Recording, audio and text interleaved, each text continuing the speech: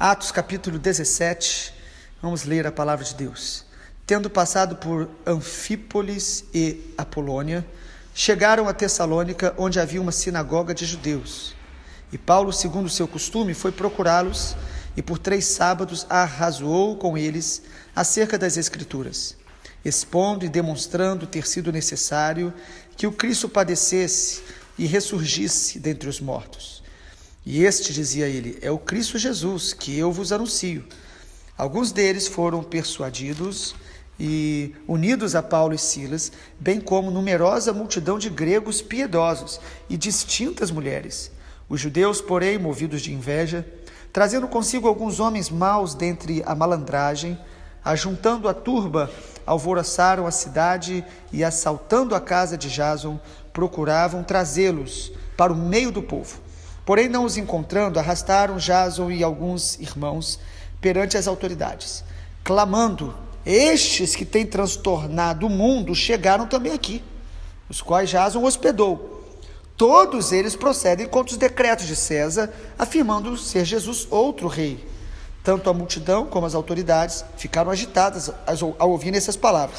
Contudo, soltaram Jason e os mais após terem recebido deles a fiança estipulada. E logo durante a noite, os irmãos enviaram Paulo e Silas para Bereia, e ali chegados dirigiram-se à sinagoga dos judeus. Estes de Bereia eram mais nobres do que os de Tessalônica, pois eles receberam a palavra com toda a avidez, examinando as Escrituras todos os dias, para ver se as coisas eram de fato assim. Com isso, muitos deles creram, mulheres gregas de alta posição, e não poucos homens. Mas logo que os judeus de Tessalônica souberam que a palavra de Deus era anunciada por Paulo também em Bereia, foram lá perturbar o povo. Então os irmãos promoveram sem detença a partida de Paulo para os lados do mar. Porém Silas e Timóteo continuaram ali. Os responsáveis por Paulo levaram-no até Atenas e regressaram, trazendo ordem a Silas e Timóteo, para que o mais depressa possível fossem ter com ele. Enquanto Paulo os esperava em Atenas, o seu espírito se revoltava em face da idolatria dominante na cidade. Por isso, dissertava na sinagoga entre os judeus, entre os que se encontravam ali, e alguns filósofos, epicureus e estoicos, contendiam com ele, havendo quem perguntasse: que quer dizer esse tagarela? Os outros diziam: parece pregador de estranhos deuses, por eles pregava Jesus e a ressurreição. Então, tomando consigo, o levaram ao Areópago, dizendo: poderemos saber que nova doutrina é essa que ensinas? Posto que nos trazes aos ouvidos coisas estranhas. Queremos saber o que vem a ser isto. Pois todos os de Atenas e os estrangeiros residentes de outra coisa não cuidavam, senão dizer ou ouvir as últimas novidades. Então Paulo, levantando-se no meio do Areópago, disse: senhores atenienses, em tudo vos vejo acentuadamente religiosos, porque passando e observando os objetos do vosso culto, encontrei até um altar do qual está inscrito ao Deus desconhecido, pois esse que adorais sem conhecer é precisamente aquele que eu vos anuncio. O Deus que fez o mundo e tudo que nele existe, sendo ele o Senhor do céu e da terra, ele não habita em santuários feitos por mãos humanas, nem é servido por mãos humanas, como se de alguma coisa precisasse. Ele mesmo é quem a todos dá vida, respiração e tudo mais. De um só fez toda a raça humana para habitar sobre toda a face da terra, havendo fixado os tempos previamente estabelecidos e os limites da sua habitação, para buscarem a Deus, se porventura tateando possam achar, bem que não está longe de cada um de nós. Pois nele vivemos, nos movemos e existimos, como alguns dos vossos poetas têm dito, dele somos geração. Sendo, pois, geração de Deus, não devemos pensar que a divindade é semelhante a ouro, prata, pedra, trabalhados pela arte e imaginação do homem. Ora, não levou Deus em conta os tempos da ignorância. Agora, porém, notifica aos homens que todos, em toda parte, se arrependam, porquanto estabeleceu um dia que há de julgar o mundo com justiça, por meio de um varão que destinou e acreditou diante de todos, ressuscitando dentre os mortos. Quando ouviram falar de ressurreição de mortos, uns escarneceram, outros disseram: a respeito disso te ouviremos noutra ocasião. E a esta altura Paulo se retirou do meio deles. Houve, porém, alguns homens que se agregaram a ele e creram. Entre eles estava Dionísio, o Areopagita, uma mulher chamada Damaris, ou Damares, e com eles outros mais. Amém, glória a Deus. Atos capítulo 17 mostra o evangelho alcançando e transformando cidades. É muito interessante que o nosso Deus, ele ama pessoas, ele ama vidas, mas o nosso Deus, ele olha para nós e ele nos vê dentro de um contexto familiar, contexto territorial, de cidades. E nessa segunda viagem, o apóstolo Paulo passa por cidades muito específicas, e é muito interessante como que cada cidade, Deus tem propósitos específicos, e como em cada cidade existem níveis de guerra espiritual específicos. Você percebe isso viajando, cada cidade tem cultura própria, e às vezes tem níveis de batalha espiritual que são específicos, singulares daquele território, daquela cidade ou daquela nação. 3 cidades que Paulo passa, eu queria compartilhar um pouco. Primeiro, Paulo vai a Tessalônica, e é interessante que em Tessalônica, como em Bereia, a primeira coisa que Paulo faz é procurar uma sinagoga, ou seja, um lugar onde os judeus reuniam para buscar ao Deus vivo, Yahvé, ao Deus que se revelou no Antigo Testamento, como nós chamamos o Primeiro Testamento. E ele vai a essa sinagoga em Tessalônica, e ele começa a pregar, ele e Silas. O versículo 4 nos dá conta que uma multidão numerosa, e inclusive muitas mulheres, se uniram a eles. Pessoas se convertem ouvindo a palavra em Tessalônica, mas alguns judeus, versículo 5, movidos de inveja, começam a se levantar contra eles. Os judeus aqui simbolizam a religião predominante. Eram pessoas que frequentavam a sinagoga, que liam a palavra de Deus, mas eles ficam tomados de inveja, porque geralmente a religião, quando eu digo religião, estou dizendo um sistema criado pelo homem, que não se quebranta diante da verdade de Deus, que não tem um comprometimento com a palavra de Deus. Quando Deus faz algo novo, essa religião apenas baseada em tradições humanas, eles se revoltam, porque tira o controle do homem. Nós cremos que a verdadeira religião não é uma igreja específica, mas é um relacionamento com Deus através de Jesus, alicerçado na Bíblia, no Antigo e no Novo Testamento. A verdadeira religião é praticar a fé em Jesus através da palavra de Deus como nosso fundamento. Nós nos reunimos em congregações, em igrejas, mas quando uma igreja, uma congregação, se torna apenas um meio para poder alcançar projetos pessoais humanos, ou às vezes para nos manter numa tradição de aparência, sem uma transformação interior de um relacionamento com Jesus, nós estamos nos afastando de Deus, do Deus verdadeiro. Mesmo que essa igreja seja relacionada, chamada de cristã, o fato de você falar o nome de Jesus não significa que você pertence a Ele, literalmente. Jesus disse que no dia do juízo muitos dirão: em teu nome eu expulsei demônio, em teu nome fizemos isso. E Jesus vai dizer: eu não vos conheci, porque vocês praticam a iniquidade, vocês praticaram, vocês não viveram na minha presença e na minha palavra. Então, quando Paulo prega em Tessalônica, a reação é que muitos se convertem, mas alguns judeus perseguem, a ponto de ir atrás deles na casa de um homem que estava os hospedando, e de maneira sábia eles mandam Paulo para outra cidade. Amado, o fato de Deus nos proteger não significa que nós não devemos ser prudentes e entender a hora de sair de uma certa zona de perigo. E Paulo vai para Bereia, a partir do verso 10, outra cidade que nós vemos aqui, a cidade de Bereia.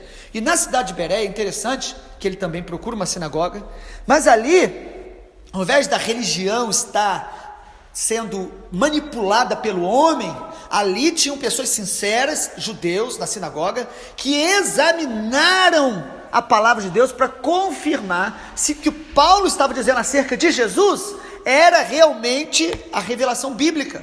E eles começam a conferir, porque Jesus ele é anunciado de Gênesis até Malaquias.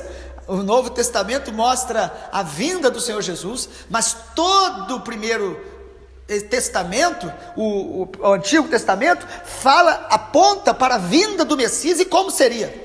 Porém, os judeus imaginavam que o Messias viria como um líder político, um líder militar e poderoso, e Jesus vem sim, poderoso, mas um líder para reinar no coração do homem. Jesus fala: o meu reino está dentro de vós, governar de dentro para fora, mudança, transformação do caráter do homem. E os judeus por isso não conseguiram crer em Jesus. Mas esses de Bereia, examinando a palavra, perceberam que o que Paulo dizia era verdade. Então, em Bereia, havia um coração aberto para receber a palavra e para conferir com o que estava nas Escrituras. E aí a Bíblia diz, Lucas, que escreve Atos, ele diz que os de Bereia foram considerados mais nobres do que os de Tessalônica. Quando você ouve uma mensagem, por melhor que seja, te emocione, nós precisamos ir para a palavra, examinar a Bíblia, ler, meditar, perguntar a Deus: Deus, é isso que a tua palavra está dizendo para mim? Porque a própria Bíblia, que é a revelação de Deus, nós podemos ler querendo que ela fale o que a gente quer ouvir. Nós podemos ler a Bíblia para justificar ações nossas, procurar textos para poder manipular, para que a gente possa ouvir o que a gente gosta. Nós precisamos ler a Bíblia pedindo ao Espírito Santo: fala o que eu preciso ouvir, mostra os meus erros, corrige e me torna cada dia mais parecido com Jesus, porque este é o propósito da palavra de Deus, da Bíblia, é para nos revelar quem é Deus e o que Deus quer fazer em nossa vida, a transformação. Em Bereia, então, eles examinam as Escrituras. Mas em terceiro e último lugar, a terceira cidade que foi transformada aqui, ou foi tocada pelo Evangelho, está aí a partir do versículo 16. Lá em Bereia, os judeus de Tessalônica foram atrás deles. O pessoal perseguindo mesmo, né? Foi atrás de Paulo. E chegou em Bereia, quando souberam que estavam atrás de Paulo, encaminharam Paulo. Paulo, vai para Atenas. Lá ninguém vai mexer com você. Capital grega, um lugar onde tinha todo tipo de idolatria. Era mesmo uma capital, uma capital de cultura e uma capital intelectual da época. Atenas então respirava a filosofia, respirava a idolatria, era considerada aquela cidade, culturalmente falando, a mais expressiva daquele tempo, ainda como consequência dos tempos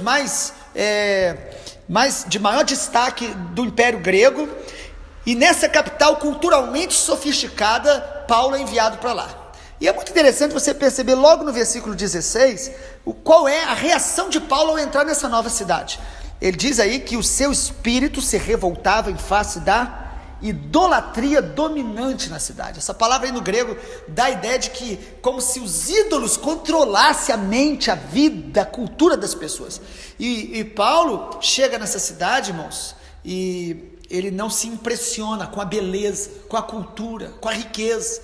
Ele não se impressiona. Até porque as imagens ali não eram só, como a gente conhece hoje, muitas imagens de pedra ou de barro, mas eram imagens muito bonitas, muitas delas de ouro. Era a capital cultural daquele tempo. Mais ou menos hoje você ia talvez a Paris, talvez a Nova York, ainda que Nova York não seja capital, mas cidades assim que expressam uma cultura, uma evolução humana muito expressiva. Paulo não se impressiona com uma cultura sofisticada que não glorifica o Senhor Jesus. Pelo contrário, a impressão de Paulo, a reação de Paulo é a reação de todos que estão cheios do Espírito Santo deveria ter. Ele olha aquilo e ele vê uma idolatria terrível. Ele vê morte espiritual no lugar. Ele vê que as pessoas estão ali aprisionadas, enganadas. Por mais sincera que uma pessoa seja, envolvida com a idolatria, ou envolvida com uma cultura bonita aos olhos humanos, se aquela vida não glorifica Jesus, não prioriza o Senhor Jesus, amado, o nosso coração vai sentir, e deveríamos não nos impressionar com a beleza deste mundo. E ali, Paulo vai pregar o Evangelho. Ele não está ali como turista, admirando, tirando foto, fazendo selfie. Ele não está ali cultuando aquela cidade tão bonita. Ainda que nós possamos ir a alguns lugares, perceber toda uma beleza, mas nós temos que olhar a realidade espiritual dos lugares, das cidades, e onde Deus nos leva, nós precisamos ser bênção naquele lugar e pregar o evangelho. E aí, o que Paulo prega? É muito interessante a mensagem de Paulo. Levam ele para o Areópago, lugar onde tinha todos os deuses representados da Grécia, a Diana, Zeus, Poseidon, todos aqueles deuses que os gregos adoravam, e Paulo é convidado a falar. O que você está pregando? E ele prega ali para todos, e é muito interessante você ouvir a pregação de Paulo em Atenas, porque a mensagem dele em Atenas é diferente das pregações dele nas sinagogas. Quando ele prega para judeus, ele prega dizendo: olha, assim está escrito, Moisés disse isso, Davi disse isso. Ele cita a Bíblia, porque os judeus conhecem a Bíblia. Mas aqui ele está no meio dos gregos, ele não cita nada da Bíblia. Os irmãos perceberam isso? Olha aí, a partir do versículo 16, ele se levanta e a pregação dele, ele começa falando sobre o Deus que criou todas as coisas, um Deus criador. Ele começa primeiro pegando até uma imagem que tinha ali escrito Deus desconhecido. Ele diz: é sobre esse Deus que eu quero falar. Ele está dizendo o seguinte: nenhum desses deuses aqui são verdadeiros, mas existe um Deus verdadeiro e vocês não conhecem. E a pregação dele começa justamente falando que o Deus que criou todas as coisas, versículo 24, ele fala: o Deus que fez o mundo e tudo que neles existe. Ele começa a partir da criação, ele começa a partir da realidade que aqueles ouvintes conheciam. Quando nós vamos falar do Senhor Jesus, da palavra de Deus, temos que conhecer os ouvintes, perceber o que eles creem e comunicá-los de maneira que eles compreendam o evangelho do Senhor Jesus.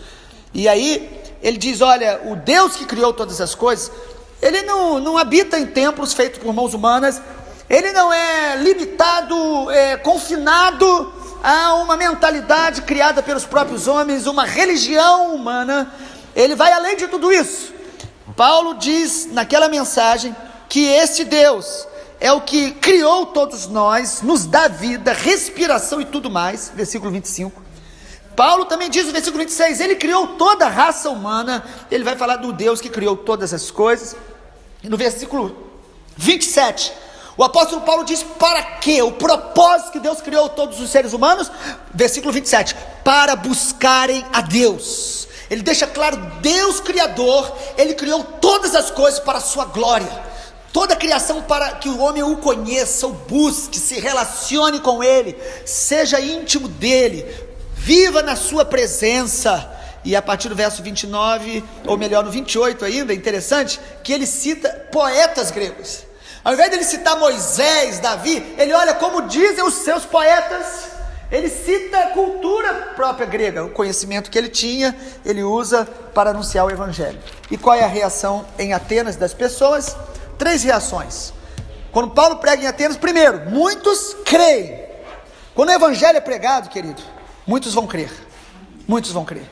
E sobretudo aqueles que têm um coração aberto para a verdade, aqueles que estão buscando a Deus: Senhor, eu quero conhecer a verdade. O evangelho vai entrar no coração dessas pessoas. Mas há um outro grupo que reage de maneira diferente. Há um grupo que fica escarnecendo, que fica zombando. Sempre quando o evangelho é pregado, tem gente que vai ficar zombando, fazendo piadas, brincando, ridicularizando a própria mensagem, a pessoa que prega, e às vezes levando na brincadeira. Mas há um terceiro tipo de pessoa aí que reage diferente. Há um grupo que fala assim: ó, nós queremos ouvi-lo em uma outra ocasião. Ou seja, adia tomar qualquer decisão. Eles dizem: nós gostamos da palavra, mas depois a gente ouve de novo.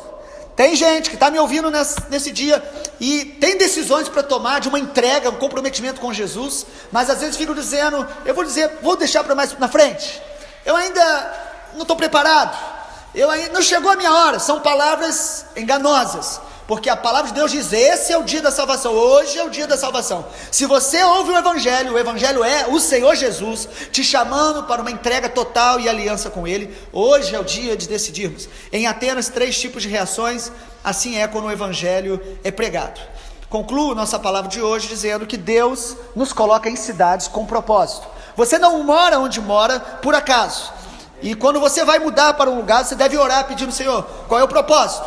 Deus nos planta numa cidade para que a gente viva o Evangelho, pregue o Evangelho, tenha discernimento do ambiente espiritual que aquela cidade apresenta, não para julgar, ficar com ira, essa cidade é isso, essa cidade é idólatra, essa cidade as pessoas são assim. Não, é para que a gente venha ter discernimento do ambiente dessa cidade e seja bênção ali.